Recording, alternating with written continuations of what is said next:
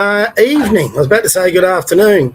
Could be either, I suppose, this time of day, depending on where you live. Good evening, I'll say, from Melbourne. Summer's hit back. It's bloody like a sauna up here. So I'm going to do my usual trick and give you a view of the bay. But then me and my co-star, where is he? There he is down there, JJ. We're going downstairs because it's so much cooler. This office up here gets like a sauna when you have a hot day. And I didn't realise it was that hot. I knew it was warm, but I got up here to do this, and it's stinking hot. So we'll give you a view of the bay, and then we'll head on downstairs. Excuse the place, single man and his dog. It's as good as I can get it. So we'll give you a look at the bay. And you can see beautiful cloudless day. When Port Phillip Bay is like a pond where the water's that still, you always know you've had a pretty warm day, especially in the summer. So it's not summer. We are in autumn, but the summer still hangs around through March. Probably after the long weekend, will it start to get towards more autumn and winter modes. So anyway, since we're going downstairs, I'll give you a shot at my co-star JJ, the way he gets up and down these stairs. Give you a bit of extra entertainment for the night, and then we'll get into it. Come on, mate, downstairs. Here he goes. He'll fly downstairs. Come on, get down. He'll fly on downstairs, and by the time I get down to this base of the stairs, he'll be flying back up probably. That's what he normally does. Oh, there he is. No, he's behaving. Hey, you're a good boy. Wag that tail. Yes. Here he and I've got this laptop in my hands, and he always comes flying up these stairs. One day, I am going to be get knocked flying over. Ignore the sounds. That's just because the mouse is in my pocket. There it goes again. And he's down there in a flash, and I'm going slow so he doesn't knock me over. And everything then goes flying. Oh, that's so much better down here. I've got two fans going on either side down here. So, much better. So there you go. You got a bit of a look how fit my German Shepherd is.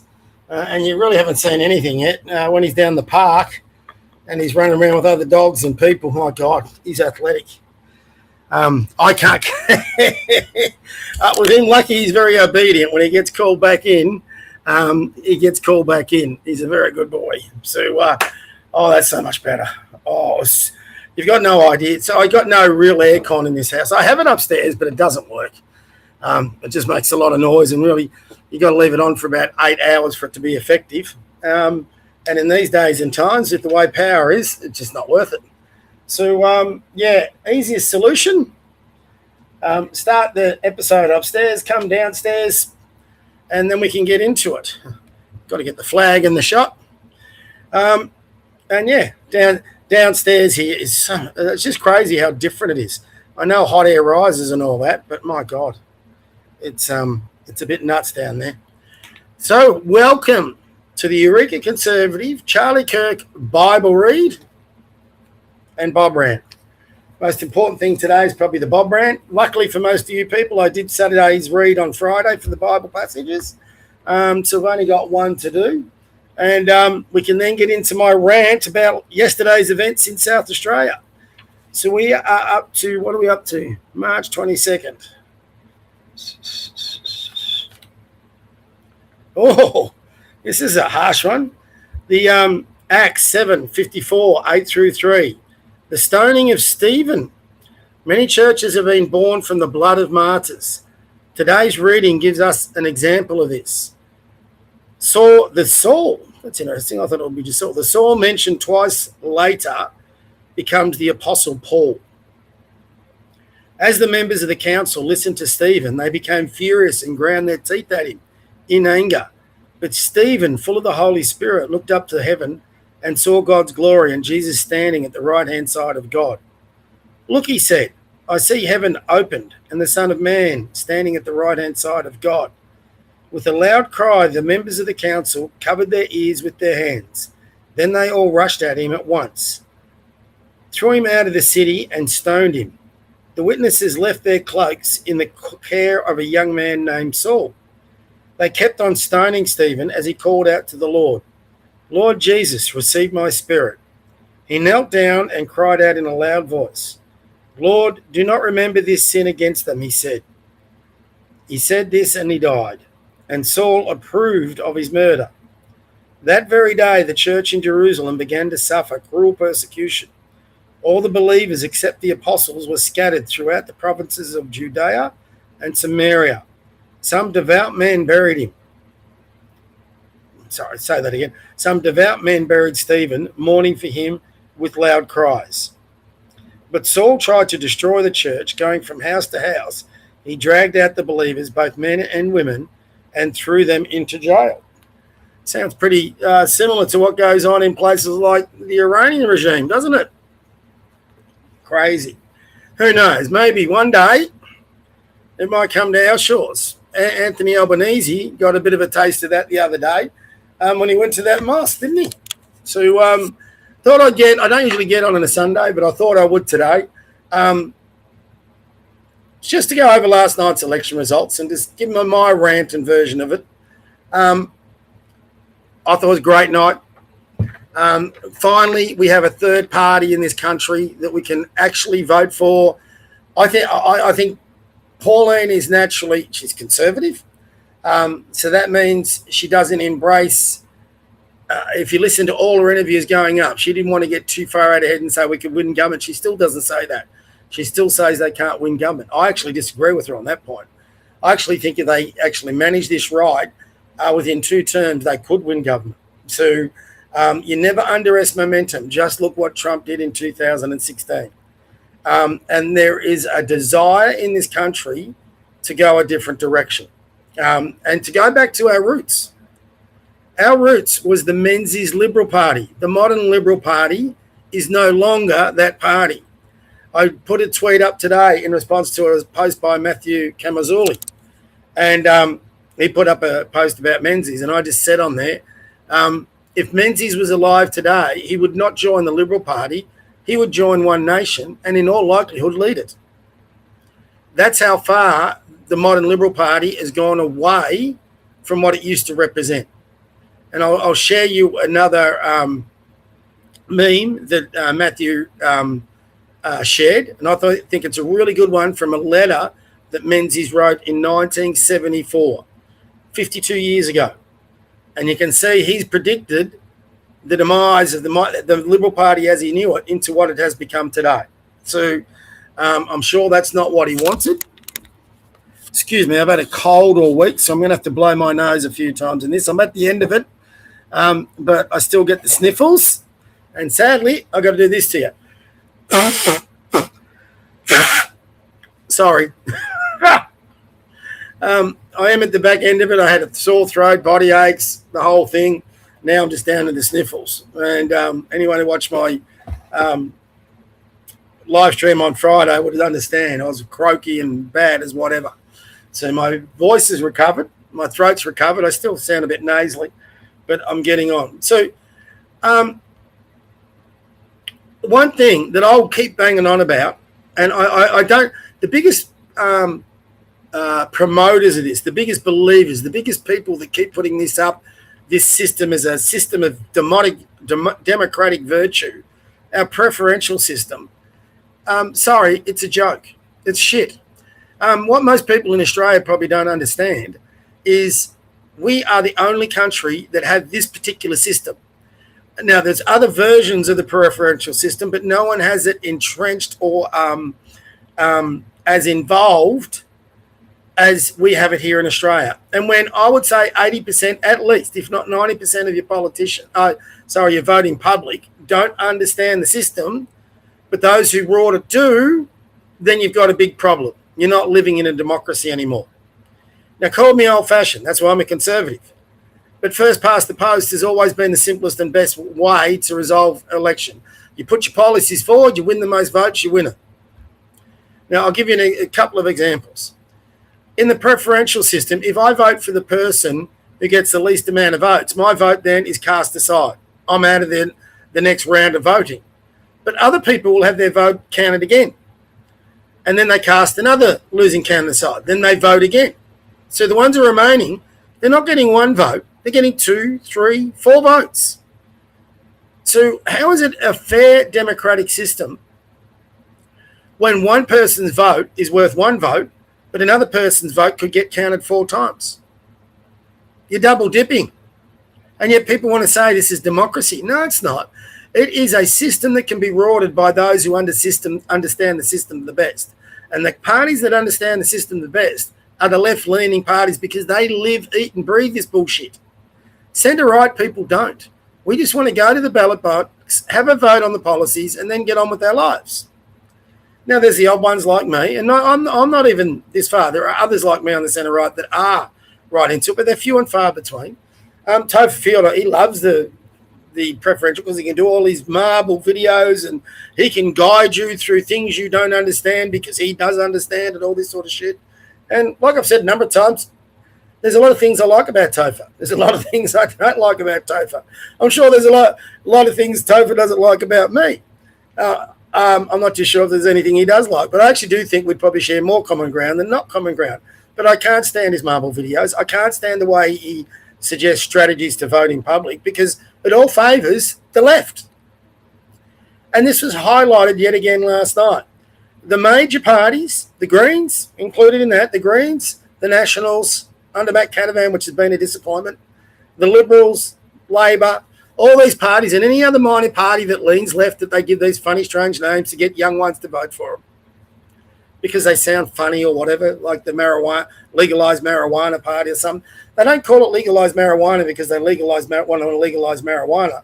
They call it legalised marijuana so the young ones will vote for it and they get their vote in the preference. And the young ones don't understand this. Why would they? So they just want to go to the next party. You know, think back when you were younger. What was your motivation on a Friday before election? Was it to go and vote or was it to go to the nightclub the next day, to hang out with your mates at the pool? If you're a male, to chase some girls. If you're a female, to attract the guys. I mean, and sadly, a lot of them don't do that anymore. So it just doesn't make a lot of sense to me. But I keep saying all the young ones I come across who are into politics, it's good you're into politics, but just live your life first, you know. And I think that's valid advice to this day. You probably shouldn't worry about politics till you're in your 30s and you've grown up, you might have got your degree, started a business, got your job, you've got a family, you've got all the bills coming in, you've hopefully left the nest and left your parents alone, and you're dealing with all the day-to-day issues. Our kids, the younger generations, I was reading a post today and I felt sorry for the lady. I think she was a single mum and she's struggling with all the bills and she's going, well, I can't afford the fuel, so I can't afford the kids' lunches, so I'm going to have to keep the kids' lunches at home and blah, blah, blah. Well, this is going to sound really harsh. I am sympathetic to her. But welcome to the real world. That's been going on since the year dot. This is not the first time. And I know it's annoying. I drive a diesel car.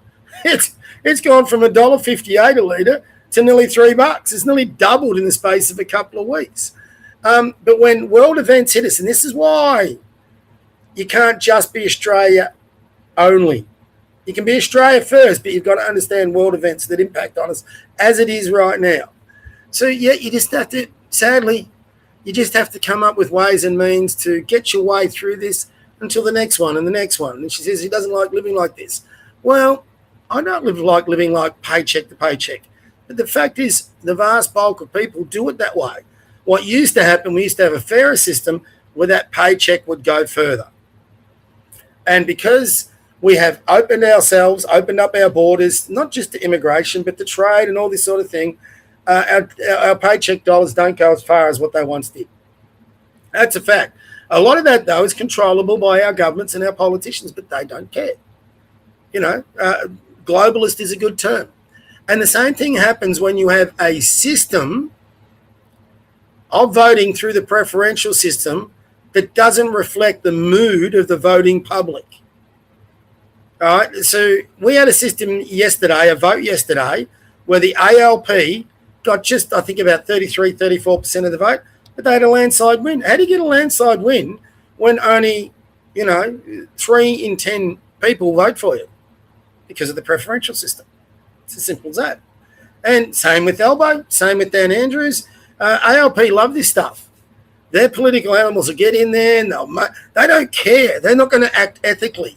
The centre-right people will act ethically, so the preferential system suits them. ALP will come up with, all these, what do they call them? The preference whisperer or whatever. They had a guy who used to do all these preference deals with these minor parties and then establish his own minor parties so they can get in.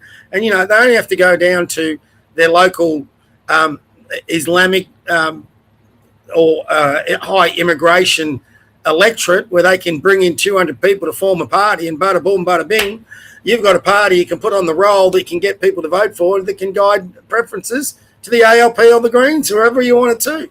So the preference flows will go there. This is what's wrong with put the major parties last. You can put ALP last, they're still going to get their preferences flowing, all right, every single time. Hold on one, guys. I've got my co-star. Where is he? You want to go out? You want to go out? Want to go outside? Want to go? Listen to his bark. Want to go outside? What? You want to go outside? Yeah? All right, come on. Oh, he does. Very good. No, not me. Sorry, guys. Yeah. He doesn't like it when I'm on this or I'm on the phone. So, God, I don't know whether you saw him jump up on that door. My God, his athleticism is next level. But yeah, our system sucks. Look, you just go back to basics. There's an old saying in sport. I'm a sports coach. Keep it simple, stupid. Have a vote. Put up your policies. Whoever wins the most votes wins. That's your person. I did a Google search. A Grok question last night. I'll do it right now, actually. Let's share it. I'll put the same question in. So on Grok last night, I just put up, and Grok is an amazing resource. You've got to understand AI and how quickly it can do things that humans can't. A lot of people downplay it, but it's this massive, powerful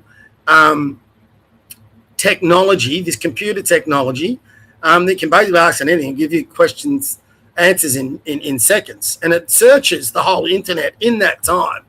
We're living in amazing times. So I'm going to ask this question. We're going to share it. I'll just get you up on it. And the question I asked last night, make sure I'm getting you sharing. There you go. The question I asked last night, it was this. Based on last night's got to just make sure my typing's right, Australian on last night's election results, if it was conducted under a first past the post system, how many seats would One Nation have won? I'll just double check I've got all that right. Based on last night's South Australian election results, if it were under a first past the post system, how many seats would One Nation have won? Let's have an answer on that. Last night it was between 6 and 10. Could have changed because more results have come in, obviously, today. And what a farce the South Australian system is. Why is it taking so long to get these results in? I mean, when it takes this long, automatically it increases suspicions that there's a bit of fraud going on. It shouldn't take this long. No modern system should take this long, but it is. It's nuts. So we'll just let this tinker away. Come on. I should give it time considering it's searching the whole web and every relevant bit of data. But these days we get impatient, don't we? God, it's browsed ABC, poll bludger. Oh, here we go. Browsing, we're at top primary votes. Checking preference counts. Browsing poll bridge. First past the post or plurality. I'm still searching for a list of seats where One Nation top primary. So it's going through it. It's going through it quite quickly. This research years ago would have taken, weeks. Now you can get it done in a matter of minutes. The South Australian 20 still searching. Here we go. So 4 seats. So at the moment they've won 1. So had it been a first past the post system, they would have won Narunga, McKillop, Hammond, Najaduri. In these seats, One Nation had the clear plurality of first preferences. No other electorates saw them top the primary count. So they came second in an awful lot. So, they would have gotten, that would have been a much better reflection. They've got one, and let's hope they can get more. But they came second in so many seats. They came second in the state vote. And at the moment, they get one seat in the lower house, and the Liberals get more than them. How does that work? It works as a preferences. Preferences are raw. And if you're holding your breath that the Liberals will work with them and preference them in any election, keep holding your breath. I don't think they will. I think they're more the LNP are more worried about One Nation at the moment than they are the ALP. They're more about keeping their share of the block vote than what they are about winning government at the moment. Because if they do here's the problem for the Liberals. If they countenance anything where they work together with One Nation, will they be then handballing them? Not only the label as the opposition party, which if their preferences flow that way, they could. Would they be actually handing them the keys to government in the next election cycle? So the LNP are petrified more so than the ALP of One Nation. No, I believe that the ALP are looking over their shoulder. You've only got to listen to their messaging. Pauline's from Queensland, not South Australia. Who gives a shit? Her policies are her policies. She's got Corey Bernardi, a lifelong South Australian, leading One Nation. So does Albo come from South Australia? Peter Nakas, whatever your name is? No. Albo comes from New South Wales. You're the state leader of the ALP. The state leader of One Nation is Corey Bernardi. What's the difference? Why are you bringing up where Pauline comes from? Good on Pauline for getting down there and spending so much time down in South Australia trying to get her party up. I think you're nervous, Peter. And as she said, she's left some landmines for you. And for Australia, it's one of the most healthy things we can ever have. Either the LNP come back to being conservative or we just pass the baton on the One Nation. Now, I said the other day, I've got concerns still with One Nation. I'm hoping to get a few of them on. I won't say I'm on the bandwagon, but out of all the parties, I've now got a party I can place my vote with. I've got a bit of a ways before I'd ever get on the bandwagon. And I think when you say you're on the bandwagon, you're helping him electorally, you're knocking doors, you're handing out how to vote cards. I'm not too sure I'll ever get there with any political party. But I'm happy to say right now, the one party that I will vote for is One Nation. At our last federal election, I didn't vote for anyone. No one reflected my values. One Nation is reflecting my values. Now, are there some things I disagree with them on? There always will be. Doesn't matter with what political party you deal with. But they represent as close as I can get to conservative values as to what I want in government. And I hope really in this next cycle, so I'm talking about the Victorian election cycle, so November, I hope between now and November, Pauline and Barnaby and all those behind it can change their way of thinking and not be thinking about like a small party anymore. They are in the hunt. Start thinking bigger. Start thinking as winning government. There's an old saying I use in sport, again, I'm sorry, and it's for my players. If you aim for the moon, you hit a bird. If you aim for the bird, you hit a rock. And what that basically is telling you, the higher your ambition, the higher your results, even if you don't get the ambition goal you're looking for. So if you aim to win government, you might win 30 seats at the next election and become the opposition. But if you only aim for the balance of power in the Senate, that's probably what you're going to get, if worse. So you're better off aiming high and say, hey, we want to be a party of government. And people then will take you far more seriously. If you say you want to be the government, here our policies are, well, now your policies start to resonate a bit because people start to listen because, hey, these guys are serious about winning government. You'll have more people looking at you harder. So if I was given any advice to One Nation, change the way I realise you're no longer a minor party.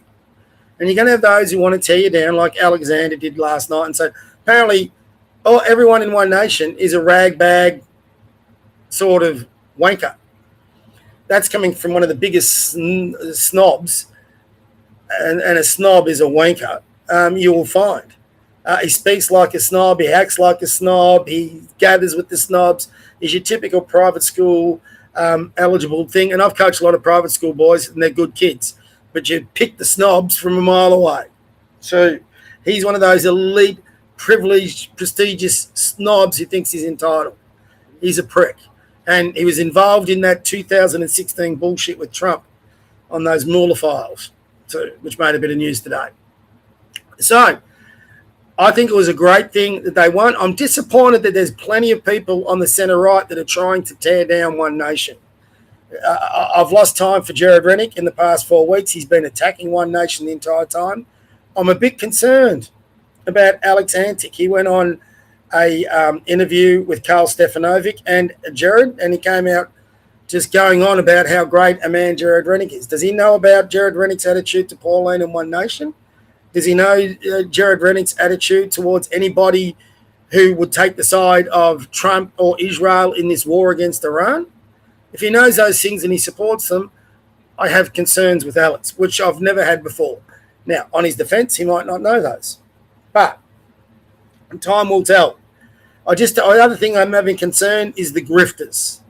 There's a number of grifters who never took much notice of One Nation, and all of a sudden they're jumping on their coattails. I hope when they're vetting their people to become candidates and get involved in One Nation, they understand these grifters are there and they keep them at arm's length. Let them do their thing on social media, and I'll tell you who the grifters are: Monica Schmidt, Topher Phil.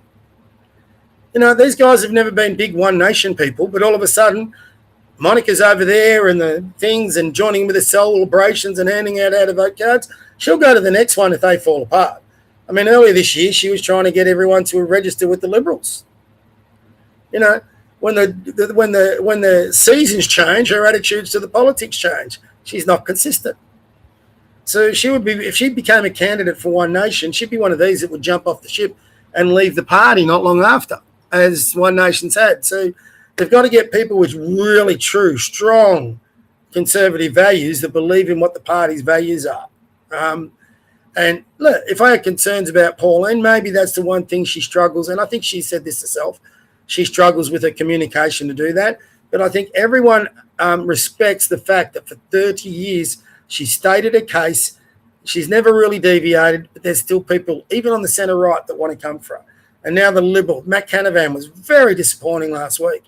I mean, if I'm leading the Liberal Party now, and big if, and I'm not leading, let's say I was one of their head strategists behind it, I'd be saying we need to pick up the phone.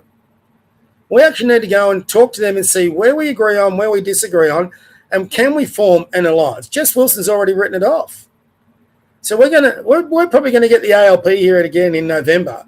If Jess Wilson doesn't want to work with with One Nation, that means they won't preference them. So under our stupid bloody system, ALP will get all the preference flows. One Nation won't, even though they'll vote well, and we'll have a repetition of last night. So we won't get a change of government. We'll basically get the ALP nearly, probably, my guess would be a minority government. But the ALP vote will drop. It's going to get slaughtered. If they don't change their ways, the LNP are going to get slaughtered again. I just can't believe, like I'm talking about being a strategist. Who are the strategists behind the LNP? If you combine the One Nation vote with the LNP vote last night, they win government. And yet the LNP don't want to countenance it. It's, they're all raving about this new leader of the opposition. And I do think she speaks well, but she's still a moderate. She still believes in net zero. She still believes in the Paris Accord. She voted for the treaty, in South Australia. So now she's sort of flip-flopping and saying they're going to repeal it. And let Malinowskis, the Greek, the one who wants all the immigrants to wipe all the old people's asses, he actually made a very good point in the debate. Now because One Nation's rising, she's changed her standing on that. She's inconsistent. I'm going to show you something about the Liberal Party that we should all recognise. And it's a concerning thing. There goes my dog. If you can hear my dog out there, everything. He's a funny boy. Every time a plane or a helicopter fly over my place, which is quite often because we're near the beach, he goes nuts. He just starts barking. Some of my neighbours love it. Some of them hate it. They should all love it because he's German Shepherd bark. It keeps, if there's anyone around our houses with nefarious agendas, he'd scare them off. And don't we need that in South Australia? So let me get to my premium. See if I can find this. I'm sure I bookmarked it. Oh my God. Where's bookmarks? Bookmark folders. Here we go. Let's have a look. Now, this is the one I said, Matt Camazzulli. This one. Oh, Tim. I'll give Timbo a bit of a plug, but I think it's Matt Camazzulli also shared it, so I don't have it. No matter. So let's get into this thing. I'll make sure you can see that. Yep, I'll read it out for those who can't read it. This is from Menzies to his daughter. So Robert Menzies' letter to his daughter, 8th of April, 1974. Tell me that this doesn't resonate. I write to you at a time when I think I've never felt worse about politics. The idiots who now run the Liberal Party drive me right around the bend. But of course, the main trouble is that we have the state executive of the Liberal Party, which is dominated by what they now call liberals with a small L. That's moderates. That is to say, liberals who believe in nothing, but who will believe in anything if they think it is worth a few votes. The whole thing is quite tragic. That's actually amazing. That's written 52 years ago. And that says it all about today's Liberal Party. Here's another one. How bad? Everyone was talking about what a bad look it was for Albo getting pushed out of the mosque or chased out of the mosque the other day. I reckon this image here is worse. This is Albo and his dickhead, whatever the position he holds, Minister of Home Affairs Minister, that's right, Berg, sitting there, no shoes on, surrounded by Muslims with the Imam towering above them. You reckon that won't be used in propaganda by the radical Islamists? Here they are with a quote of the Quran sitting directly above their head, and they're supposed to be saying that this doesn't pass on a message. This message will not be just used in Australia. It will be used globally about how they are winning the battle over the West. And this Muppet sits there. This is the worst image of that day. It's not him getting heckled. It's not him getting pushed around. It's with the Muslims sitting above the Australian Prime Minister. It's a disgrace. He is a freaking disgrace. He should never put himself in that position. I'd be highly surprised if his security mob allowed him to be in that position. This is a guy that is captured and has surrendered this country to this lot. So just my opinion. You don't have to share it. And I would, this goes for 3 minutes, but I think it'll be the last one we do here a little bit. Well, it'll be nearly the last one. I think everyone needs to listen to this. So this lady here, she comes from Cuba, and she's having a go at Maxine Williams. Now, if you understand Maxine Williams, she's a far left nutter like we've got here in the ALP. So just listen to what she accuses of, and then listen to what the Senator Maxine Waters from the Democrats says at the end. All hell broke loose on the House floor when Maxine Waters was exposed for being close personal friends with, wait for it, Fidel Castro, and traveling to Cuba over and over again. This was an insane moment. You have to see it. I move to take her words down.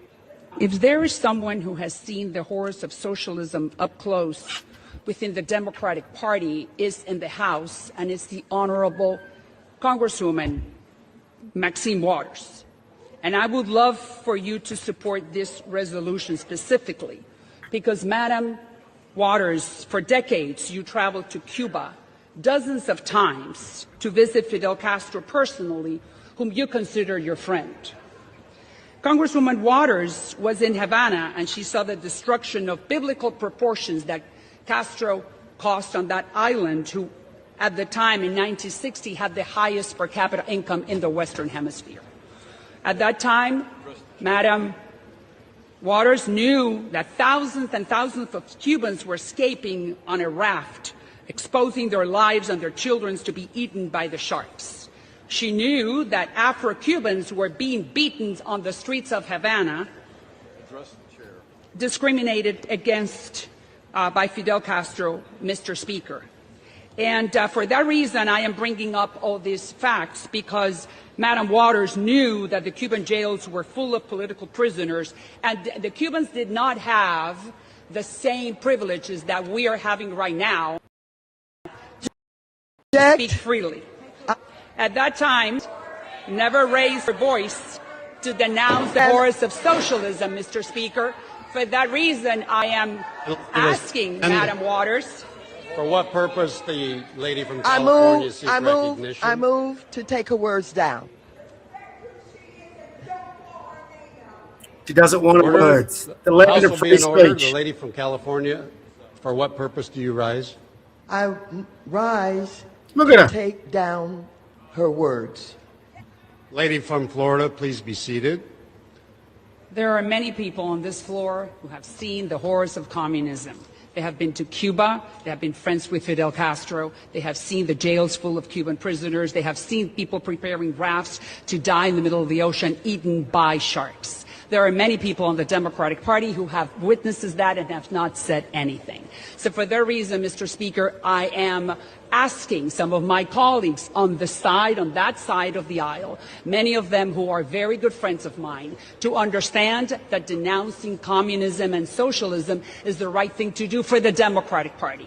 And if some of the highest, most important members of the Democratic Party on that side of the aisle were to vote with us, they would be doing a very favor to the Republic, and not only that, to the Democratic Party.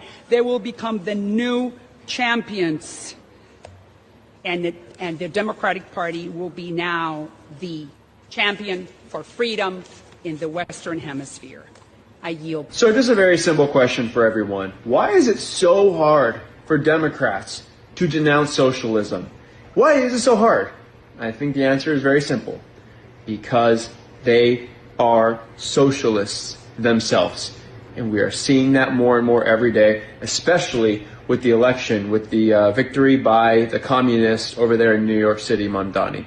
Crazy times. We need to keep fighting for truth. Hallelujah on that one. And we have exactly the same issues here in Australia.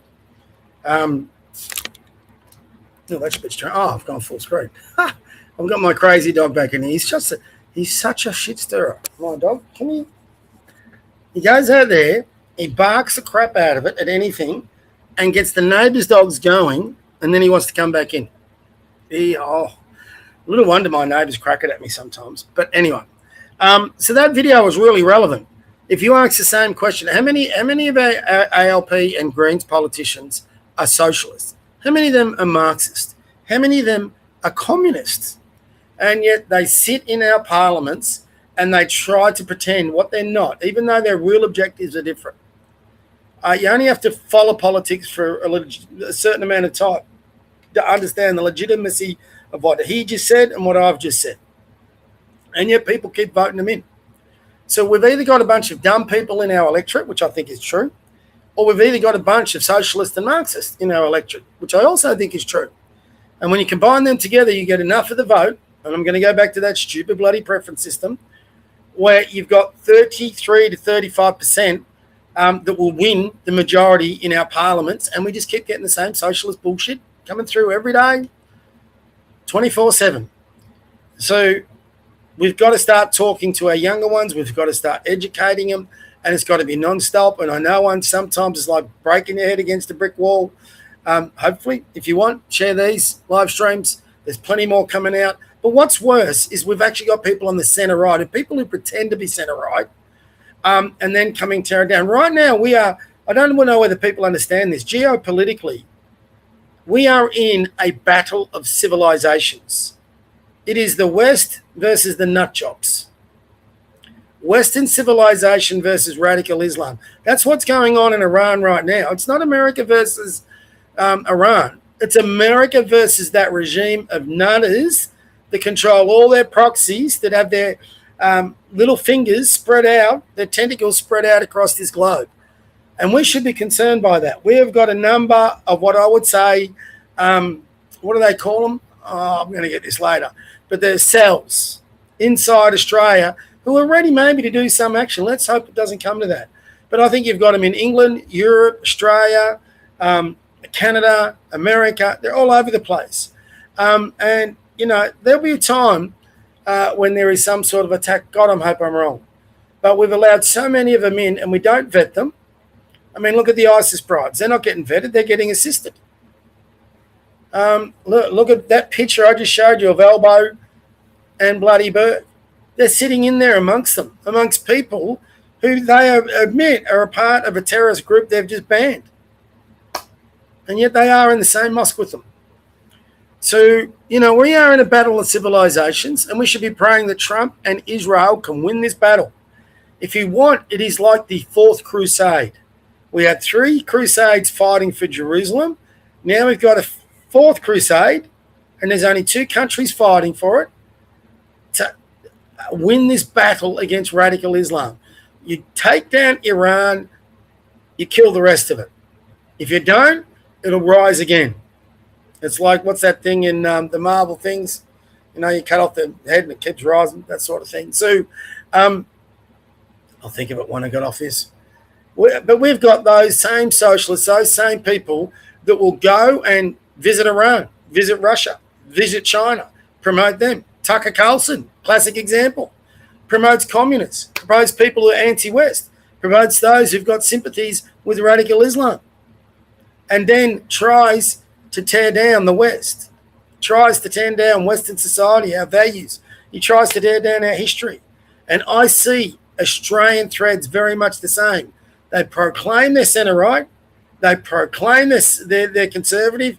But now when Trump is out there putting a stake in the ground and fighting for the rest of the world, we don't have anything in this. There's no troops of ours there. There's no warships of ours over there. We're not in the middle of this battle. Yet you can make an argument we should be. So when everyone says no troops on the ground or boots on the ground, I get that. That's got to be for a damn good reason. But in a battle of civilizations, in what I would consider the Fourth Crusade, I'd go pretty close. That's a pretty good reason. I don't think the reason for Iraq are a good one. I definitely think the reasons what they're doing here in Iran is. And it's a war that's been going on for 47 years. Trump didn't start this thing, but by Christ, he's trying to end it. And we should be all praying that he's successful in ending it. Otherwise, it's going to be your kids, your grandkids, all them that are going to be dealing with the repercussions of this going forward. And the only way we lose it is because of the cowardice of Western leaders like Albanese, who will bend his ass over in front of the radical Islamists and take it up the rear end. Because that's all Albo and Burke do. Anything for a vote. So we've got a few issues in this country, but the rise of one nation is the first step back. And if you're a conservative or if you're a bloody patriot, and last thing, that Mark Riley on Channel 7 lecturing everybody about what it means to be Australian and how the next thing is going to be, we're going to be deciding what patriotism is. I know what Mark Riley's version of patriotism is. He's a frickin' arsehole. He's as left-leaning as you can get. His version of patriotism is open borders and welcoming people in and tearing down what the West used to represent. That's his version of patriotism. It's not about the heritage. It's not about the nation builder as nation builders, as opposed to the colonialists, the nation builders that built this country, their faith, their values. We need to go back to it. That's what being conservative is. And if anyone's leading you away from that, they're not conservative. They're full of shit. That'll do me for Sunday. I'll go and say a prayer and ask for forgiveness. I'll see you all tomorrow. Bye from me. And come here, JJ. Come and say goodbye. Got to get a goodbye. Come here. Where's he going? There he is. And there. Say goodbye. Want to say goodbye? Anyway, I hope you all have a great night. I'm off to watch Survivor. And, yeah, we'll see how the South, it'll probably be by the end of the week before we see all the poll results. They've got 1 seat in the lower house. From what I understand, they've got 2 or 3 in the upper house. That's a great result. And for a party that didn't really even exist in the last election, for them to be getting between 20 and 30% of first preferences is outstanding. And yet we had one idiot last night saying there was no orange wave. What constitutes an orange wave? You've gone from 0 to 30%. You've gone from 0 to 20%. You've gone from nothing to members. Anyway, nuts. Enough from me. I'll see you all tomorrow. Have a good night. God bless you. God bless your kids. God bless your grandkids. God bless your pets. God bless that flag. God bless Pauline Hanson and One Nation. And let's get that country back. See you guys.